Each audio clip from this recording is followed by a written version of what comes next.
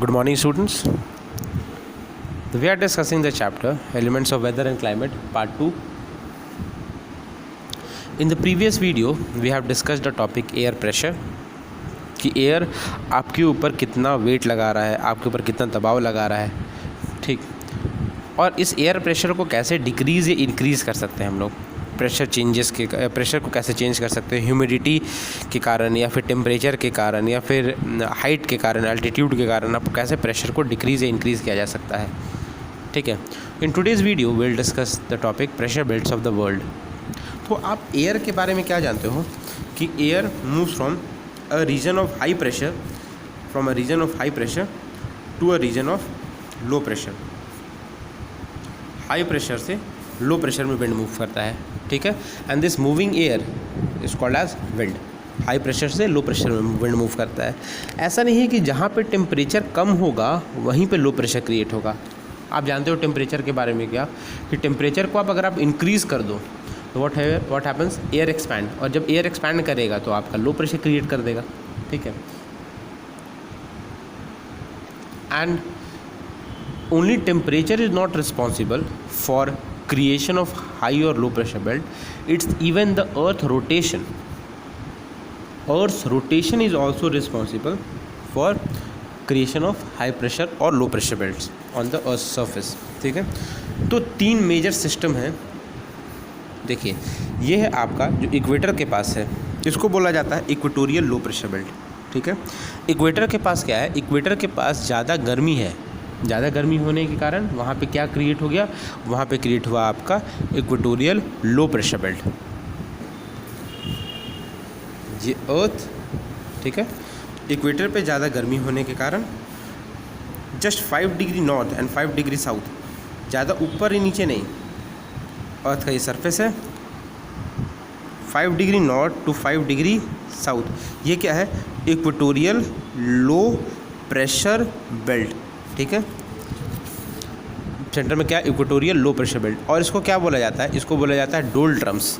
इसको और एक और चीज़ क्या बोला जाता है, डोल्ट्रम्स, ठीक है, इसको डोल्ट्रम्स बोलते हैं। तो यहाँ पे क्यों लो प्रेशर बेल्ट क्रिएट हुआ, क्योंकि इक्वेटर के पास ज़्यादा गर्मी है, ज़्यादा गर्मी होने के कारण वहाँ पे लो प्रेशर बेल्ट क्रिएट हो गया, ठीक। अब एक बात देखो, यहाँ पे जब ज़्यादा गर्मी है तो यहाँ के जो अर्थ का जो सरफेस है, इसका सरफेस का जो हवा है वो गर्म हो जाएगा। अब जब सरफेस के ऊपर का जो हवा है वो गर्म होगा तो यहाँ पे सरफेस का हवा ऊपर उठेगा।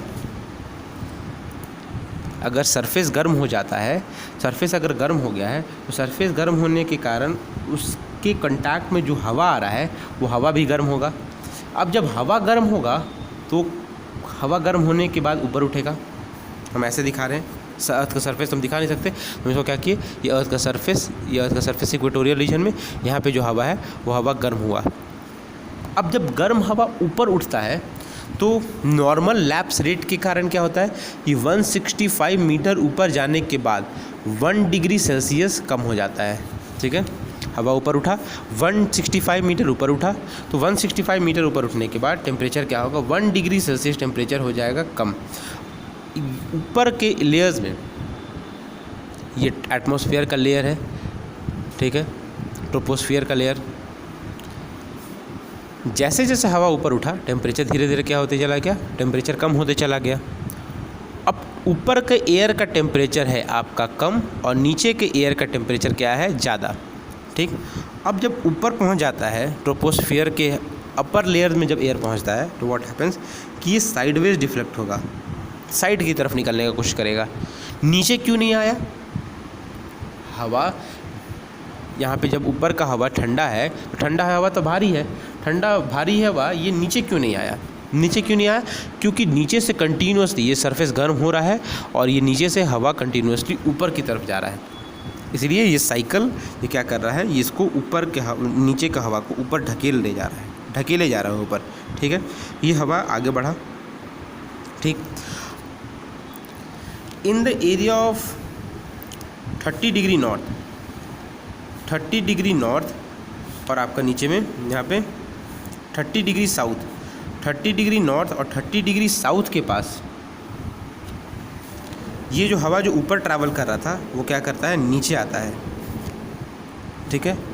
तो आप बोलिएगा कि ये हवा जब नीचे आया यहाँ खाली जगह मिला होगा तब तो नीचे आया। कैसे आप बोल दिए कि हवा खाली यहाँ पे जगह नीचे मिल गया? यहाँ पे जब हवा ऊपर उठ रहा था, इस एरिया में जब हवा ऊपर उठ रहा था तो यहाँ इस एरिया का, ट्रॉपिकल एरिया का जो हवा है, इस गैप को फिल करने के लिए आगे बढ़ेगा। यहाँ पे जो हवा ऊपर उठ रहा था, इक्वेटोरियल एरिया में हवा ऊपर उठ रहा था, गर्म होकर हवा ऊपर उठ रहा था, तो यहाँ पे गैप बना ना, तो गैप हवा कहाँ फिल हो रहा है? गैप ट्रॉपिकल एरिया से ये हवा किधर बढ़ रहा है? It is moving towards the equator. ठीक है, इक्वेटर की तरफ हवा मूव किया। तो जब इस एरिया से हवा मूव करके जा रहा है इक्वेटर की तरफ, तो ये कौन सा रीजन होगा? This will be a high pressure region. ठीक है, हाई प्रेशर बेल्ट होगा ये। और कौन सा high pressure belt? Tropical areas में लाई कर रहा है तो इसको बोला जाता है सब ट्रॉपिकल हाई प्रेशर बेल्ट। यहाँ भी सब ट्रॉपिकल हाई प्रेशर बेल्ट। ऊपर नीचे का हवा किधर ट्रैवल कर गया? इक्वेटर की तरफ ट्रैवल कर गया। और ऊपर में जो हवा मूव कर रहा था वो क्या है? नीचे जगह खाली होने के कारण ये क्या कहता है? नीचे आ जाता है। एक बार और कि इक्वेटर पे जो हवा है, इक्वेटर का हवा वो क्या हो रहा है? वो गर्म हो रहा है और गर्म हवा ऊपर उठा। ठीक है, अब हवा गर्म है होकर ऊपर उठा तो यहाँ पे क्या बना? यहाँ पे गैप बन गया, इस एरिया में गैप बना, यहाँ का हवा खाली हो चुका है। जब यहाँ का हवा खाली है तो यहाँ पे ये जो सब ट्रॉपिकल एरिया है वहाँ पे जो ठंडा हवा है थोड़ा, वो क्या है? वो ठंडा हवा किधर बढ़ता है आगे? It comes forward to fill the gap. इस गैप को भरने के लिए ऊपर उठता है। ठीक है, याद रखिएगा, यहाँ का सब ट्रॉपिकल एरिया का हवा आगे बढ़ा है। अब यहाँ पे भी तो गैप बन गया। इधर का हवा, सब ट्रॉपिकल एरिया का हवा, वो किधर बढ़ा? ट्रॉपिकल एरिया में। ट्रॉपिकल एरिया का मतलब Tropic of Cancer, Tropic of Capricorn से रिलेटेड। वहाँ का हवा अगर आगे बढ़ा तो अब इधर गैप बना हुआ है, कंटिन्यूसली ये हवा आगे मूव करेगा। क्लियर? जब ये हवा कंटिन्यूसली आगे मूव करेगा तो and this air reaches in the upper layers of the troposphere, what happens? It moves on the surface. It moves on near the upper layers of the troposphere. ऊपर के layers में move करता है और ऊपर के लेयर्स में move करने के बाद ये किधर मूव करता है? इट मूव्स साउथवर्ड और नॉर्थवर्ड। या तो साउथवर्ड मूव करता है या फिर नॉर्थवर्ड मूव करता है। अब जब ये जो हवा है अगर साउथवर्ड मूव करे या फिर नॉर्थवर्ड मूव करे, ऊपर मूव किया, ऊपर में जो ठंडा हवा है, यहाँ पे जो हवा है इन द ट्रॉपिकल एरियाज़, इस गैप को फिल करने के लिए ये ऊपर का जो हवा है इट कम्स डाउन। ऊपर का जो ठंडा हवा है वो नीचे आता है और यहाँ का गैप फिल हो गया। क्लियर? सो ये कंटिन्यूअस साइकिल चलते रहता है। ठीक है, ये हवा ऊपर उठा, ऊपर के लेयर्स में मूव किया, आगे बढ़ा और यहाँ पे गैप, ये इधर नीचे का हवा आगे बढ़ गया तो इस गैप को फिल करने के लिए यहाँ पे नीचे खाली जगह मिला तो ये नीचे आ गया। सिमिलरली इस एरिया में भी इक्वेटर का हवा ऊपर उठा, ट्रोपोस्फेयर के अपर लेयर्स में मूव किया और इक्वेटर पर हवा ऊपर जाने के कारण यहाँ पे गैप है।